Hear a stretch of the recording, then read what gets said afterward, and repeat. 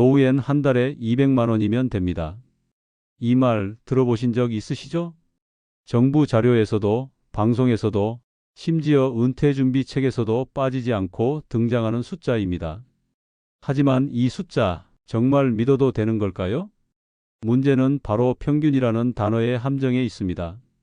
통계에서 말하는 평균은 누군가는 100만 원도 안 쓰고 또 다른 누군가는 400만 원을 쓰는 상황을 모두 더해 나눈 숫자일 뿐입니다. 그러니 200만 원이라는 숫자가 나의 현실과 딱 맞는 금액일 확률은 거의 없습니다. 더 큰 문제는 통계에 잡히지 않는 지출이 있다는 겁니다.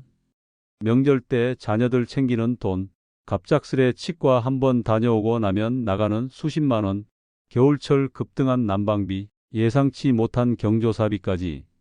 이런 비용은 매달 고정 지출이 아니기 때문에 평균치에서 빠지는 경우가 많습니다.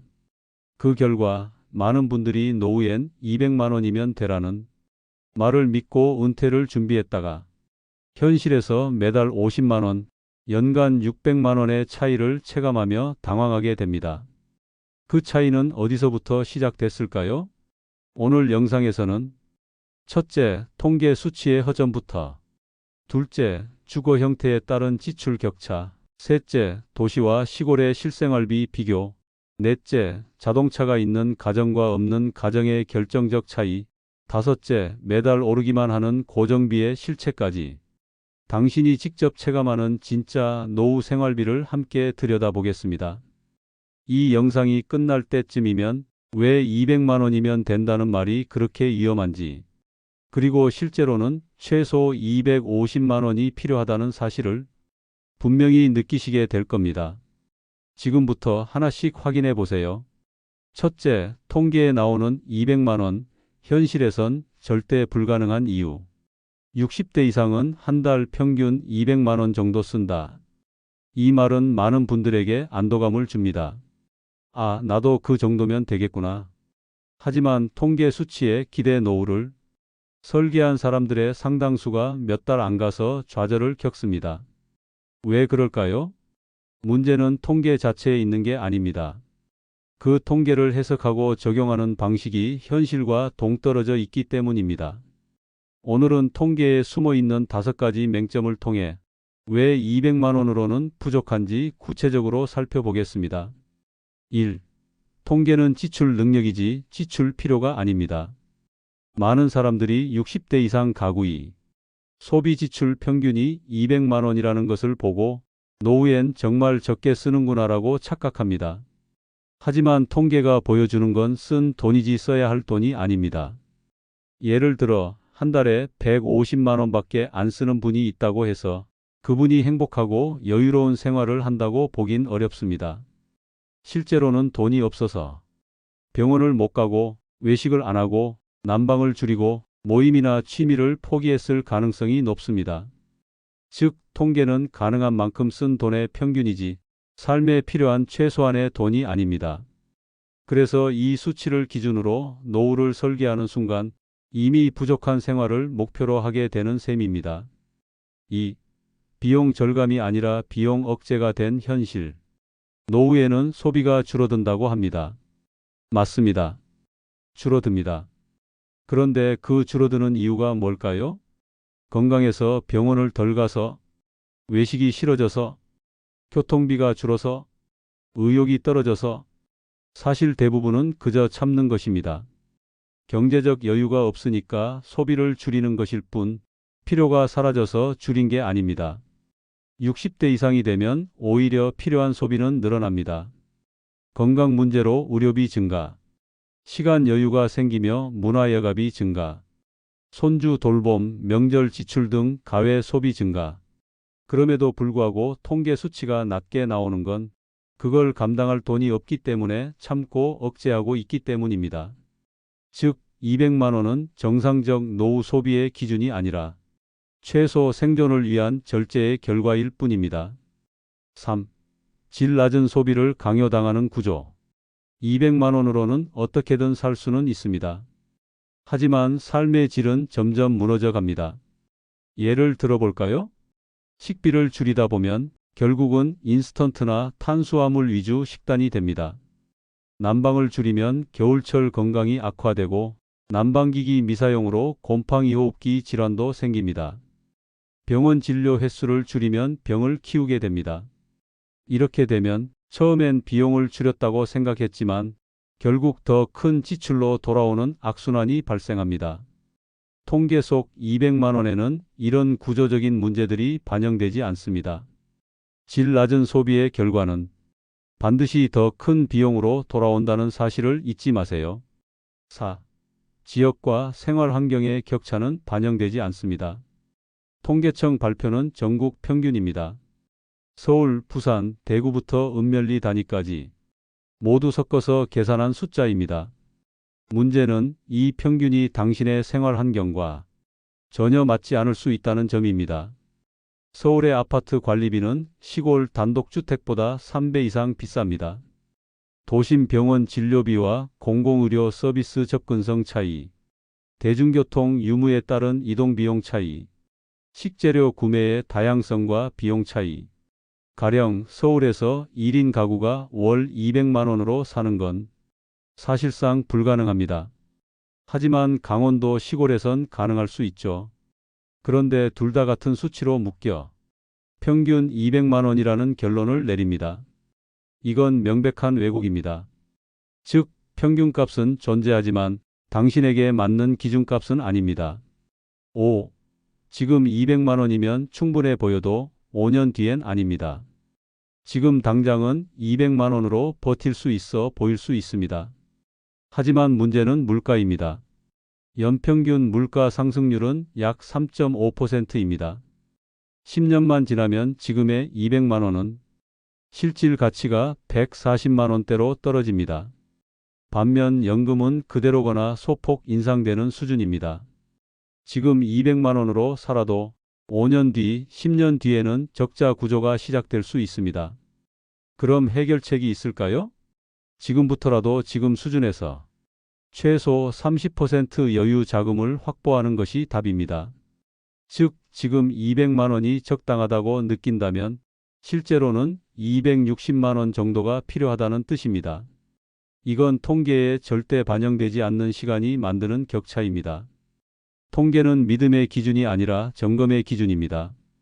통계는 숫자일 뿐입니다. 그 숫자를 보고 그래도 되겠지라고 생각하는 순간 당신의 노후는 최소 생존선으로 떨어지게 됩니다. 200만 원이면 된다? 아닙니다. 그건 지출할 수 있었던 돈이지 지출해야 할 돈이 아닙니다. 당신에게 꼭 필요한 지출, 가족을 위해 쓰고 싶은 지출, 건강을 유지하기 위한 지출, 인생을 즐기기 위한 지출까지 감안한다면 200만 원은 결코 넉넉한 돈이 아닙니다. 당신의 현실을 기준으로 당신만의 통계를 새로 만드세요. 그게 바로 진짜 노후 준비입니다.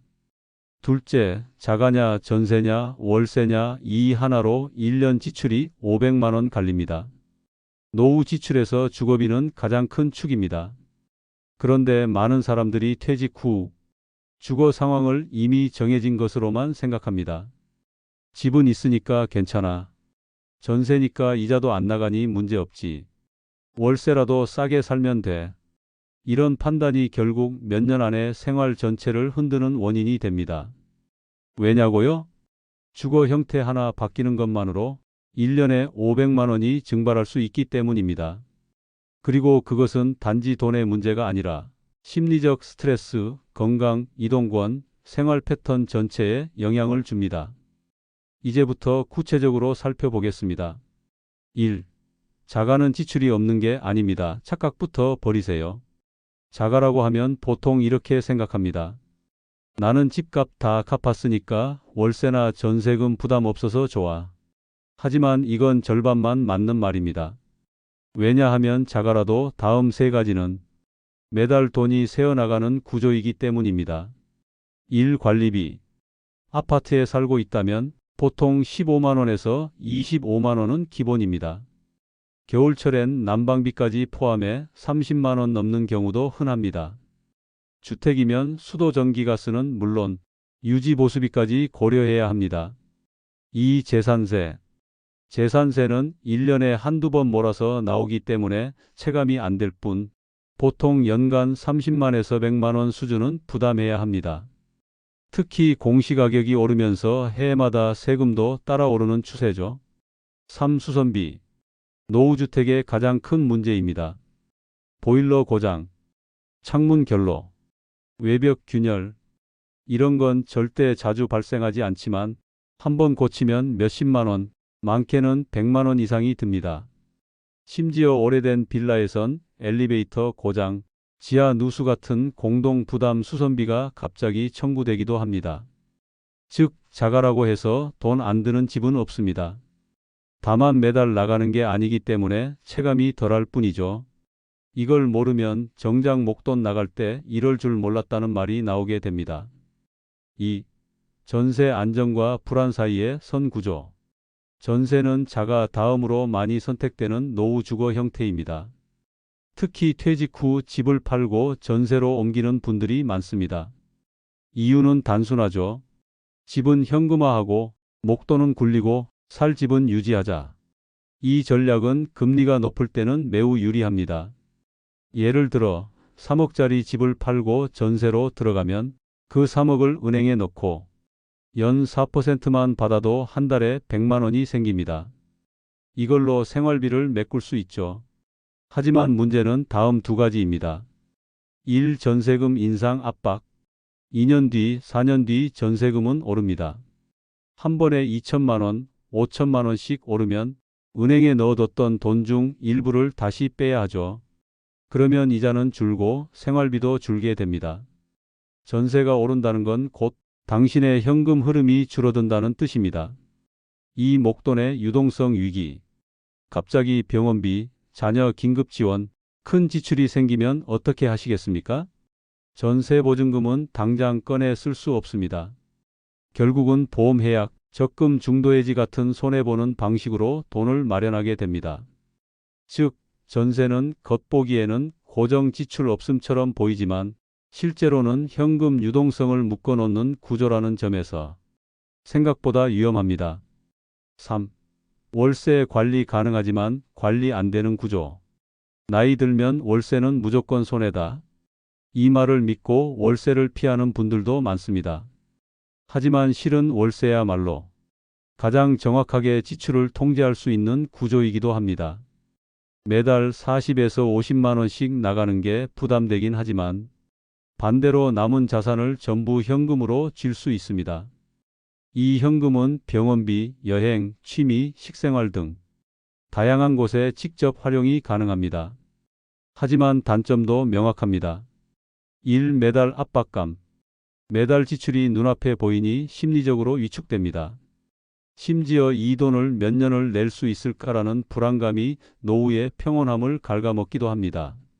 이 자산 소진 속도 가속화. 월세 50만 원이면 1년 600만 원입니다. 10년이면 6천만 원, 20년이면 1억 2천만 원. 정기적인 소득 없이 이 지출을 버티는 건 결국 자산을 갉아먹는 구조로 이어집니다. 3. 거주지 안정성의 부재. 2년, 4년마다 이사 걱정이 따라오고 월세 인상이나 계약 해지가 발생하면 주거 안정이 흔들립니다. 이건 노년기의 가장 큰 스트레스 중 하나죠. 4. 같은 동네라도 주거 형태에 따라 지출 격차는 연 500만 원. 서울 강서구 어아파트 자가 vs 전세 vs 월세. 대구 수성구 비빌라 자가 vs 월세. 경기도 고양시 다세대주택 전세 vs 월세. 같은 평수, 같은 지역, 같은 연식인데도 자가는 연간 지출 250만 원, 전세는 실질 지출 300만 원, 월세는 연간 800만 원 이상이 나가는 구조가 많습니다. 여기엔 전기료, 관리비, 보일러 점검비, 중개 수수료, 전입신고 변경 비용 등도 숨어 있습니다. 즉, 주거 형태 하나만 달라도 1년에 최소 300만 원에서 많게는 500만 원까지 지출 차이가 발생합니다. 이건 커피 줄이고 외식 줄여서 메꿀 수 있는 수준이 아닙니다. 5. 주거비는 단순히 지출 항목이 아니라 노후의 삶 그 자체입니다. 주거 형태는 단순한 지출 문제가 아닙니다. 어떤 공간에서 살고 어떤 이웃과 마주하고 얼마나 편하게 이동할 수 있으며 내 삶의 독립성을 얼마나 지킬 수 있느냐와 직결됩니다. 자가라서 움직일 수 없고 전세라서 불안하고 월세라서 쪼들리는 상태가 반복된다면 그건 편안한 노후라고 할 수 없습니다. 따라서 중요한 건 나는 어떤 삶을 원하고 그 삶을 위해 어떤 주거 형태가 가장 나은가를 지출 구조와 연결해서 미리 설계해야 한다는 점입니다. 지금 당장의 부담보다 10년 후의 지속 가능성을 따져보세요. 자가라고 안심하면 보수비 세금이 덮쳐옵니다. 전세라고 괜찮으면 이자 수익도 흔들립니다. 월세라고 포기하면 안정감이 사라집니다. 노후의 주거는 어떻게 줄일까? 가 아니라 어떻게 지속 가능하게 유지할까? 가 핵심입니다. 1년에 500만 원이라는 차이는 노후 전체를 뒤흔드는 결과를 낳습니다. 주거 형태를 바꿀 수 없다면 그에 맞춘 지출 구조라도 지금 당장 점검해 보세요. 그게 당신의 10년 뒤 80세의 삶을 지켜줄 겁니다. 셋째, 시골살이 vs 도시살이 어디가 더 비쌀까요? 노후를 앞두고 가장 많이 고민하는 주제 중 하나가 바로 이것입니다. 도시에서 살까? 아니면 시골로 내려갈까? 많은 사람들은 이렇게 생각합니다. 시골은 물가가 싸고 자연도 좋고 공기까지 맑으니 당연히 지출이 적겠지.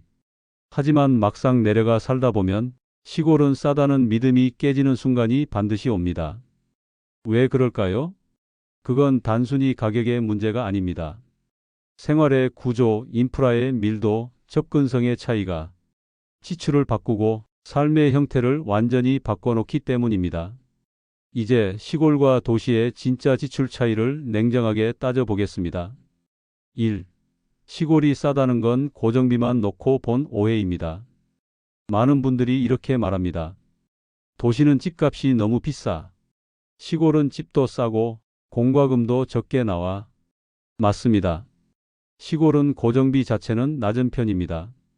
전세금 월세가 저렴하고 상하수도 요금이 적거나 무료이며 관리비가 거의 없거나 극히 저렴하며 난방도 장작기름 보일러 등으로 자가 관리가 가능하고 주차비, 쓰레기 봉투 등도 도시보다 훨씬 싸죠. 하지만 그건 어디까지나 기본 비용만 따졌을 때입니다.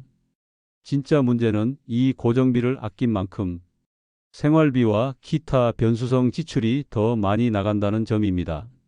즉, 눈에 보이는 건 싸지만 안 보이는 곳에서 더 쓰게 되는 구조라는 겁니다. 2. 시골은 차 없으면 못 사는 구조입니다. 도시에선 지하철, 버스, 택시, 심지어 도보 생활도 가능합니다. 그런데 시골에서는 대중교통이 거의 없거나 배차 간격이 하루 4에서 5회인 경우도 많습니다. 결국 자동차는 선택이 아니라 필수입니다. 그리고 이 자동차 한 대가 만들어내는 비용을 계산해 보면 이렇습니다. 보험료 연간 약 70만 원, 차량세 연간 30만 원, 기름값 월 15만에서 25만 원 장보러 읍내만 다녀와도 정기 점검 수리 연 30만에서 100만 원, 겨울철 타이어, 배터리 교체 등 추가 부담. 결국 1년에 차량 유지비만 최소 300만 원, 많게는 500만 원 이상이 들어갑니다. 이건 도시에서 지하철과 버스로 사는 사람에 비하면 엄청난 차이입니다. 즉, 시골 생활을 하며 차량 유지비만으로 도시보다 더 많이 쓰는 일이 현실입니다. 3. 물가는 싸지만 선택권이 없다는 비용. 시골 장점으로 가장 자주 언급되는 것이 물가가 싸다는 점입니다. 시장에 가면 상추 한 단이 500원, 감자 한 봉지가 2,000원, 택배도 안 되는 촌마을에서 이웃이 나눠주는 고구마, 고추, 배추도 있습니다. 하지만 이건 일부 상황이고 실제로는 도시보다 더 비싸거나 비효율적으로 사는 경우가 많습니다. 이유는 간단합니다. 선택권이 없기 때문입니다. 예를 들어 읍내 하나뿐인 마트 가격이 비싸도 그곳에서 사야 함. 병원이 한두 개뿐 건강보험 적용 안 되는 한의원에 의존. 시장이 일주일에 한 번 계획적 소비 어려움. 신선식품 유통 안 되는 경우 많음 자동차 타고 먼 거리 장보러 가야 함. 온라인 쇼핑 어려움 택배비 추가 또는 주문 자체 불가. 즉, 도시에서는 같은 물건을 세 군데 비교하고 고를 수 있지만 시골에선 그냥 주어진 대로 살 수밖에 없습니다. 이런 상황에서는 소비의 주도권이 사라지고 불필요한 지출이 늘어납니다. 4. 병원 접근성의 차이가 의료비 지출을 만든다. 도시 생활의 가장 큰 장점 중 하나는 의료 인프라가 밀집해 있다는 것입니다. 병의원 다양, 진단 속도 빠름, 재활, 한방, 전문의료까지 가까움, 약국도 도보권에 다수 존재. 하지만 시골은 음대 병원이 유일, 그것도 일반 내과 중심. 전문 진료는 시내 병원이나 종합병원으로 가야 함. 30분에서 1시간 차 타고 가야 접수 가능. 예약제만 운영하는 병원 많음 급성 질환 시 곤란. 응급실도 지역별로 제한 위급 상황 대응 어렵고 비용 큼. 결국 시골에선 병원 이용 자체가 귀찮고 멀기 때문에 병을 키우게 되고 한 번 갈 때 몰아서 검사 받거나 한의원 민간요법에 의존하면서 지출이 왜곡됩니다. 도시는 1년에 병원 12번 가는 사람이 시골에선 3번만 간다고 할 때 전략한 게 아니라 지연된 비용을 낸 것이 됩니다. 그리고 이건 노후 건강에서 치명적 차이로 이어지죠. 5. 외로움과 단절이 만드는 보이지 않는 지출. 시골에 내려가서 후회하는 이유 중 하나가 바로 사회적 고립감입니다. 일도시에선 친구들과 자주 만남, 문화센터, 경로당, 도서관, 시장 등 다양한 접점, 커피 한잔 하며 쉴 곳이 많음, 동네 병원, 마트, 공원, 지하철역에서 사람들과 자연스런 대화. 이 시골에선 이웃과 친해지는데 시간 걸림, 젊은 사람 적고 동년배도 적음, 모임이나 활동의 종류가 적음, 외출할 이유도 장소도 대상도 부족함. 이때 사람들은 온라인 쇼핑, 택배 소비, 불필요한 소소한 지출로 외로움을 채우려는 경향을 보입니다. 결국 심심함이 소비로 연결되고 도시에선 안 샀을 것들을 TV 홈쇼핑, 건강보조식품, 쓸모없는 정기구독, 중복된 식자재로 해결하면서 지출이 늘어납니다. 싸게 살 수 있는 구조가 아니라 싸게 살아야만 하는 구조. 시골살이는 단순히 싸게 살 수 있는 생활이 아닙니다. 오히려 싸게 살아야만 유지 가능한 생활입니다. 의료, 교통, 장보기, 문화생활, 사회적 관계 등 모든 것을 포기하거나 제한해야만 가능한 저비용 구조. 도시는 비용은 크지만 선택의 자유, 인프라의 밀도, 그리고 유연성이 있는 곳입니다. 즉, 진짜 비교는 단순히 지출 금액이 아니라 지출의 밀도와 효과성, 그리고 그 지출이 삶의 만족으로 이어지느냐입니다. 지금 당신이 생각하는 시골은 싸니까 괜찮겠지라는 말 한번 다시 생각해 보셔야 합니다. 어떤 곳이 더 비싸냐는 질문보다 어디서 내 삶이 더 효율적으로 유지되느냐가 더 중요한 질문입니다. 넷째, 자동차 유지비만 빠져도 200만 원 계산은 무너집니다. 나는 차 한 대밖에 없고 오래된 국산차니까 유지비 별로 안 들어. 운전도 잘 안 하니까 거의 안 써. 이런 생각으로 노후 예산을 짜는 분들이 많습니다. 하지만 차는 갖고 있기만 해도 돈이 나가는 물건입니다. 그리고 문제는 이 유지비가 단순히 기름값 정도로 끝나지 않는다는 점입니다. 더 큰 문제는 대부분의 노후 가계가 자동차 유지를 위한 지출을 정확히 계산하지 않고 있다는 점입니다. 결과적으로 월 200만 원이면 충분하다고 계획했던 예산이 자동차 한 대 때문에 무너지기 시작합니다. 자, 이제 구체적으로 살펴보겠습니다. 1. 차를 안 쓰는 것과 없는 것은 다릅니다. 많은 분들이 이렇게 말합니다.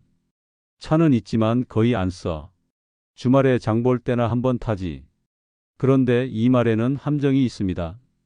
차를 안 쓰는 것은 비용이 안 든다는 뜻이 아닙니다.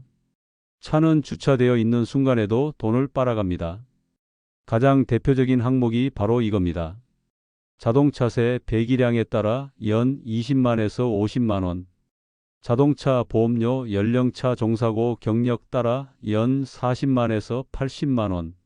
자동차 검사비 2년에 한 번 5에서 8만 원.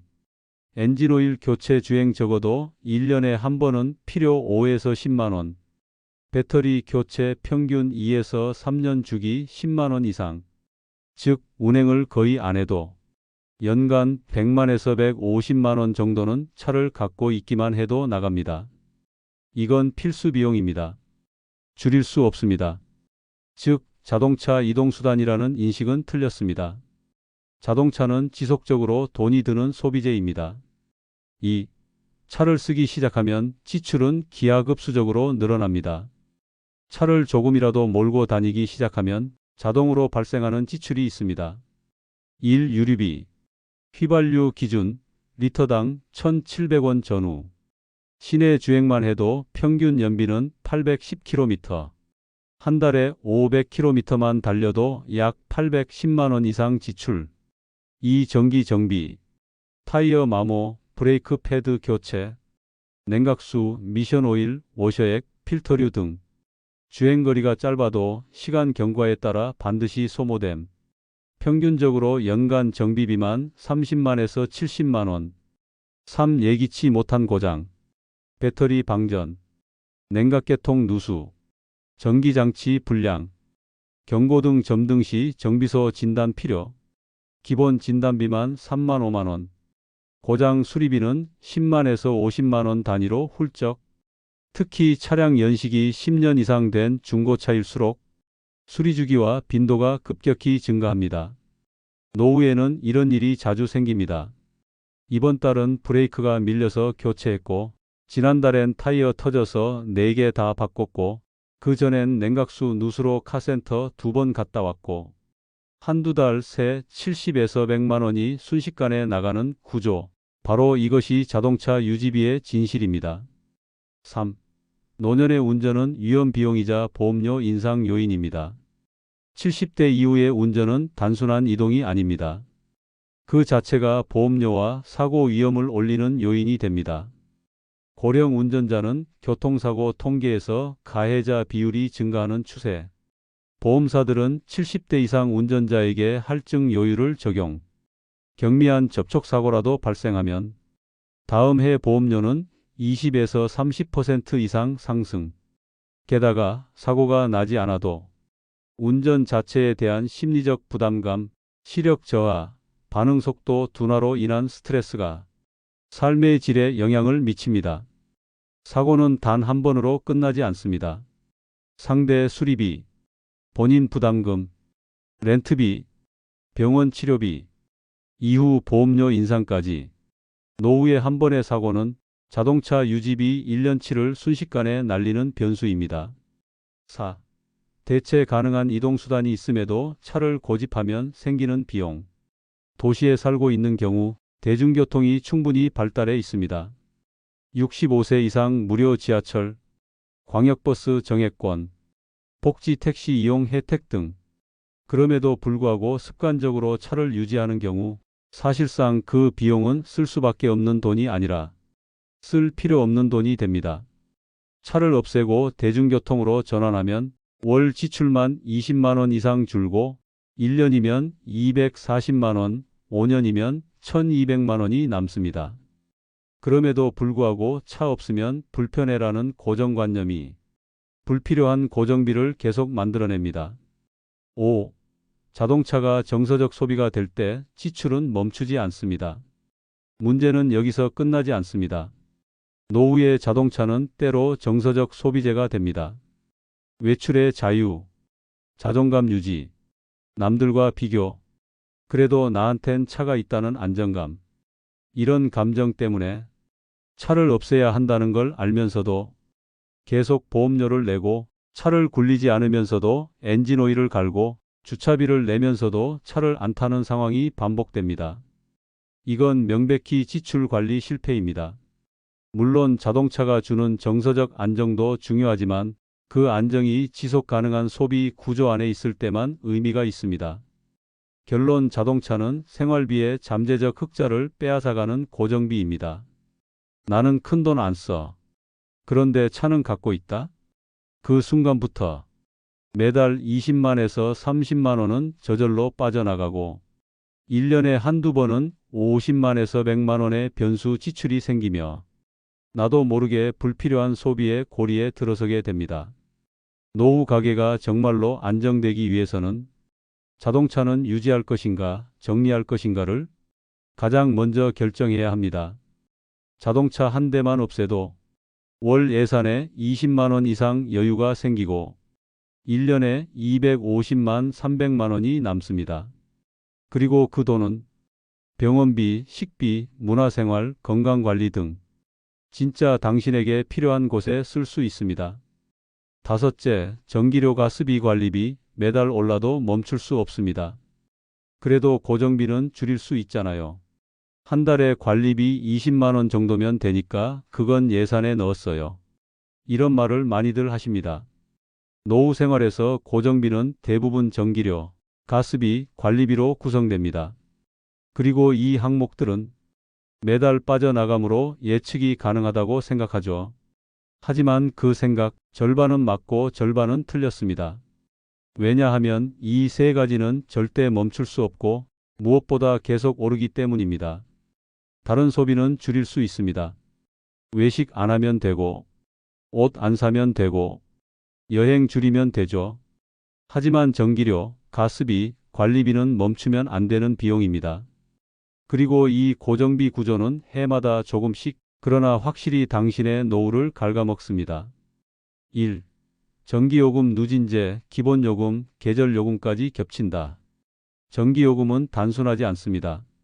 많은 분들이 킬로와트 단가만 보고 조금만 아끼면 되라고 생각합니다. 하지만 실제 계산 구조를 보면 이렇게 복잡합니다. 기본요금, 전기 용량 계약량에 따라 고정 부과, 사용량 요금 누진제 적용 많이 쓰면 단가도 올라감. 기후요금 최근 신설된 탄소 중립 정책에 따라 소액 추가. 연료비 조정요금 국제유가 따라 분기별 변동.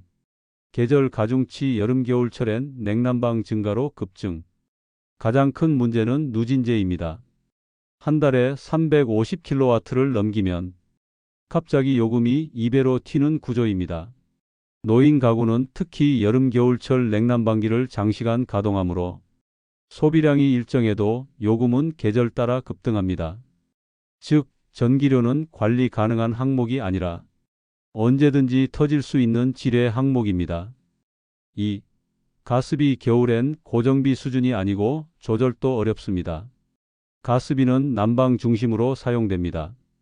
특히 도시가스 기준으로 보면 사용량이 적어도 겨울철 1에서 3월에는 기본요금 외에 온도에 따라 급등하는 구조입니다.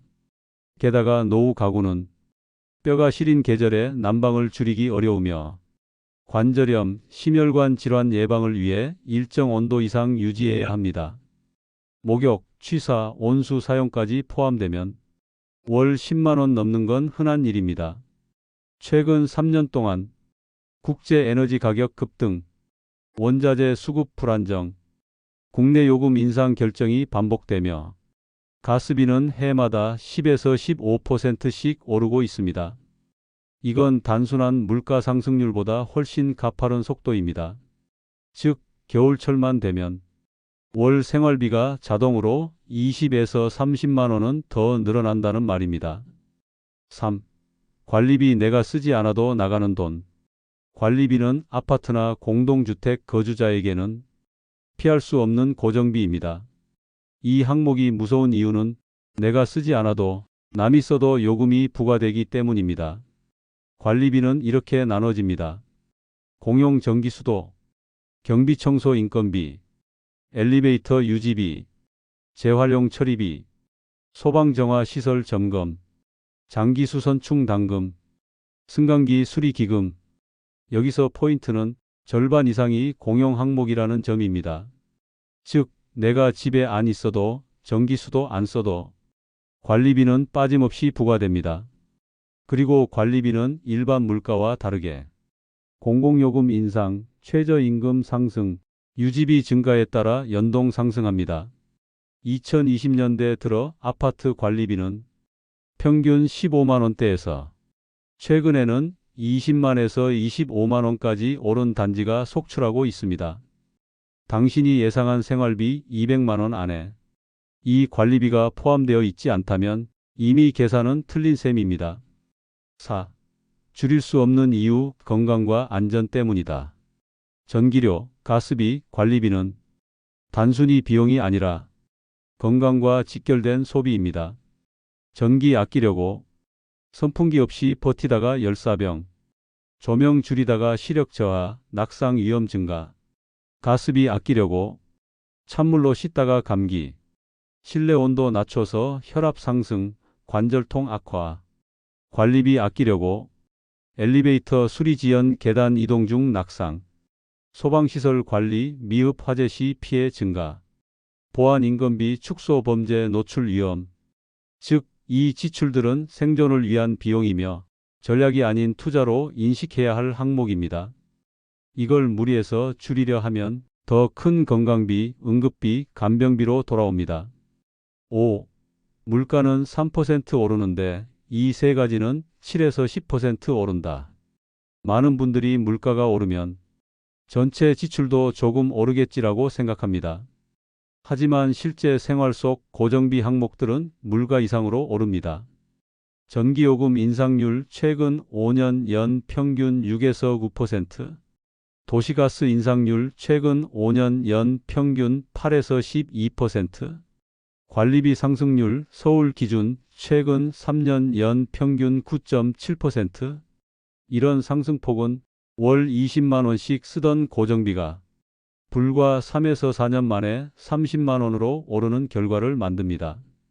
즉, 지금은 작은 돈처럼 보이던 고정비가 몇 년 후 당신의 가계를 압박하는 가장 큰 고정 지출이 됩니다. 줄일 수 없는 비용은 더 먼저 대비해야 합니다. 많은 사람들이 외식비, 여행비, 취미비 같은 유동 지출을 먼저 점검합니다. 하지만 노후에는 조절 가능한 비용보다 조절 불가능한 비용이 더 중요합니다. 그리고 전기료, 가스비, 관리비, 이 세 가지는 절대 멈출 수 없고 절대 당신 마음대로 조절할 수 없습니다. 지금 이 세 가지 고정비를 월 30만 원으로 잡고 있다면 5년 뒤엔 40만 원, 10년 뒤엔 50만 원 이상이 될 겁니다. 지금 200만 원으로 맞춘 예산표가 전기가스 관리비만으로 무너지는 날 당신은 다시 계획을 고쳐야 할 겁니다. 늦기 전에 지금 이 항목부터 점검하세요. 전략보다 중요한 건 피할 수 없는 지출을 먼저 확보하는 겁니다. 200만 원이면 충분하다는 말에 안심했다면 지금부터는 그 숫자를 의심하셔야 합니다. 노후 지출은 통계보다 훨씬 복잡합니다. 자가인지 월세인지, 도시인지 시골인지, 차가 있는지 없는지, 건강 상태는 어떤지, 이 모든 조건에 따라 한 달 생활비는 200만 원이 아니라 250만 원, 300만 원 이상까지도 필요할 수 있습니다. 특히 전기료, 가스비, 관리비 같은 고정비는 멈출 수 없는 데다 매년 오릅니다.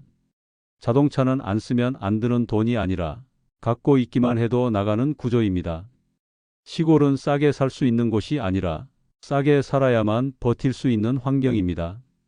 이제는 숫자보다 구조를 보셔야 합니다. 당신의 삶을 흔드는 건 한두 번의 지출이 아니라 매달 반복되는 고정비입니다. 지금의 200만 원으로는 살 수는 있어도 버틸 수는 없습니다. 이제 질문을 바꿔야 할 때입니다. 200만 원이면 되나요? 가 아니라 250만 원을 어떻게 유지할 수 있을까? 로 당신의 노후는 통계가 아닌 당신만의 지표로 준비되어야 합니다. 이 영상이 도움이 되셨다면 구독과 좋아요, 그리고 주변 분들과의 공유도 꼭 부탁드립니다. 당신의 준비가 누군가의 내일을 지켜줄 수 있습니다.